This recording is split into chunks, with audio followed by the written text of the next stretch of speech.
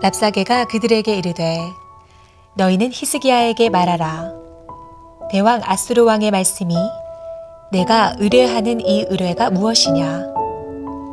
내가 싸울 만한 계교와 용력이 있다고 한다마는 이는 입에 붙은 말뿐이라. 내가 이제 누구를 의뢰하고 나를 반역하였느냐. 이제 내가 너를 위하여 저 상한 갈대 지팡이 애굽을 의뢰하도다. 사람이 그것을 의지하면 그의 손에 찔려 들어갈지라. 애굽의 왕 바로는 그에게 의뢰하는 모든 자에게 이와 같으니라.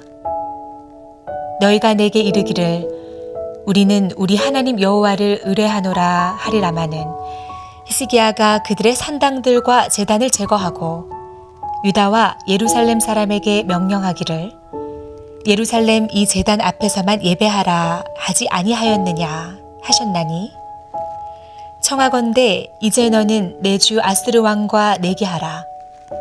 내가 만일 말을 탈 사람을 낼 수 있다면 나는 내게 말 2,000마리를 주리라.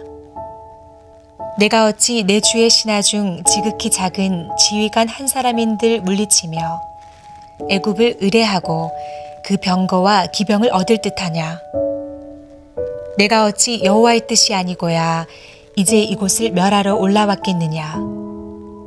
여호와께서 전에 내게 이르시기를 이 땅으로 올라와서 쳐서 멸하라 하셨느니라 하는지라.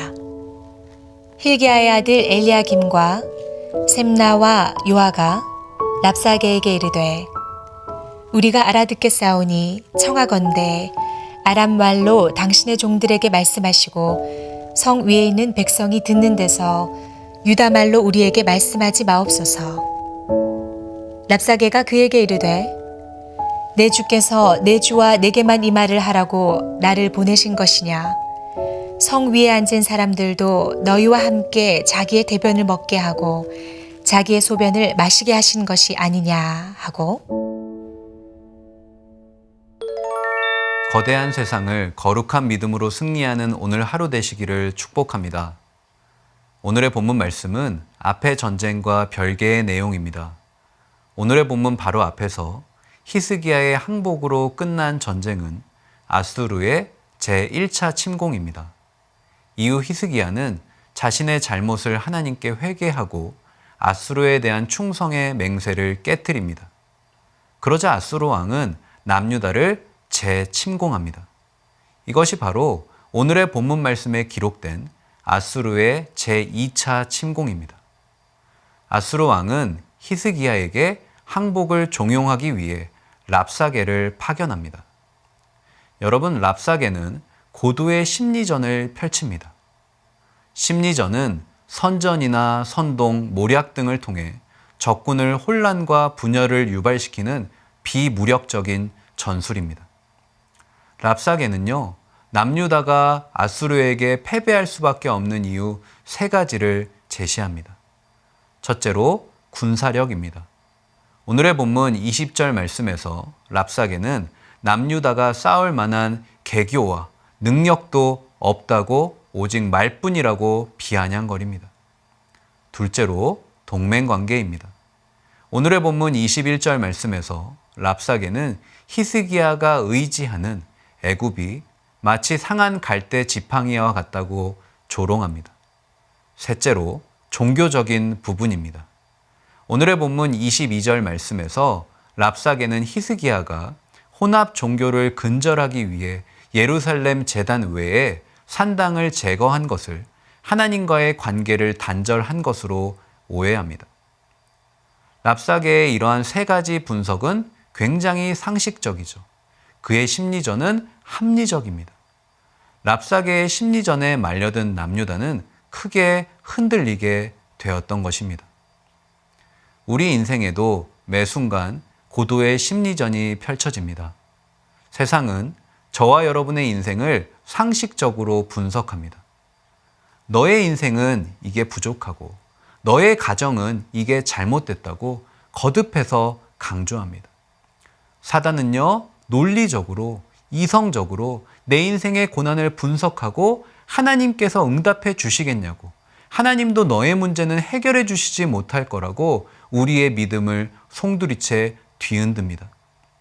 그래서 우리의 믿음은 상식선까지는 작동하지만 상식선을 넘어서는 순간 믿음은 온데간데 사라지고 다시 상식으로 회귀하는 것이죠. 세상의 심리전에 휘말리면 다른 사람들과 내 인생을 비교하며 왜곡된 패배의식을 갖게 되는 것입니다. 사랑하는 여러분, 반드시 기억하십시오. 성도는 상식이 아닌 믿음으로 살아야 될 줄로 믿습니다. 저와 여러분의 인생은요, 상식이 아닌 믿음이 결정하는 줄로 믿습니다. 아무리 세상의 상식으로 내 인생이 패배자처럼 보여도 하나님께 믿음을 지키는 그 인생이 진정 승리한 인생이 될 줄로 믿습니다.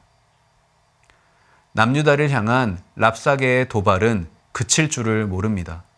그는 오늘의 본문 23절 하반절 말씀에서 남유다에 기마병이 있으면 아수르가 남유다에게 말 2,000마리를 주겠다는 굴욕적인 내기를 제안합니다.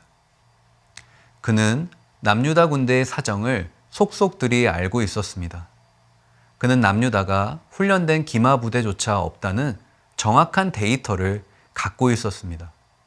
또한 그는 남유다가 항복하지 않으면 남유다 백성들이 자신의 대소변을 먹게 될 것이라고 능욕합니다. 이는 아수르 군대가 예루살렘 성을 포위하여 발생할 극심한 식량난을 예상한 것입니다. 이처럼 랍사게는 전쟁 전문가였습니다.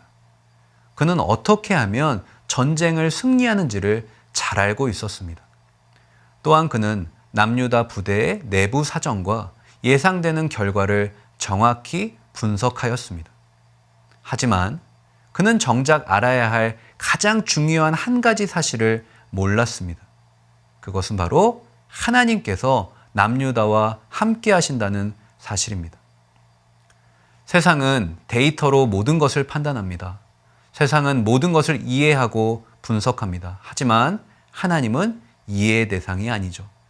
하나님은 신앙의 대상인 줄로 믿습니다. 하나님의 뜻은 인간의 머리로 이해하는 것이 아니라 믿음으로 분별하는 것인 줄로 믿습니다. 아무리 세상이 여러분보다 뛰어나도 여러분, 우리는 반드시 승리할 수 있습니다. 왜요? 내 안에 온 우주 천하 만물을 말씀으로 창조하시고 지금도 살아 역사하시는 만왕의 왕이신 하나님께서 계시기 때문입니다. 세상이 죽었다 깨어나도 이해하고 분석할 수 없는 하나님께서 나와 함께하고 계시기 때문입니다. 하나님의 존재를 모르는 세상 속에서 하나님과 동행하여 승리하는 저와 여러분의 인생이 되시길 주님의 이름으로 간절히 축복합니다. 다 함께 기도하겠습니다. 하나님, 감사합니다. 랍사게는 고도의 심리전을 펼쳤습니다. 우리의 약점을 너무 잘 알고 있는 이 세상 역시 우리에게 심리전을 펼칩니다. 그리고 내 인생의 결핍을 주목하게 하고 나보다 더 나은 사람들을 바라보며 비교하고 패배의식을 갖게 만듭니다. 하지만 주님, 이 세상의 상식이, 이 세상의 분석이 내 인생을 결정하는 것이 아닙니다. 하나님이 내 인생을 평가하시고 하나님이 내 인생을 결정하실 줄로 믿습니다. 오늘 하루도 나와 함께 하시는 하나님이 이 세상이 결코 이해할 수 없는 크고 위대하신 분임을 기억하며 오늘도 하나님만 의지하는 복된 날이 되게 하여 주시옵소서. 이 모든 말씀 예수님의 이름으로 간절히 기도합니다. 아멘.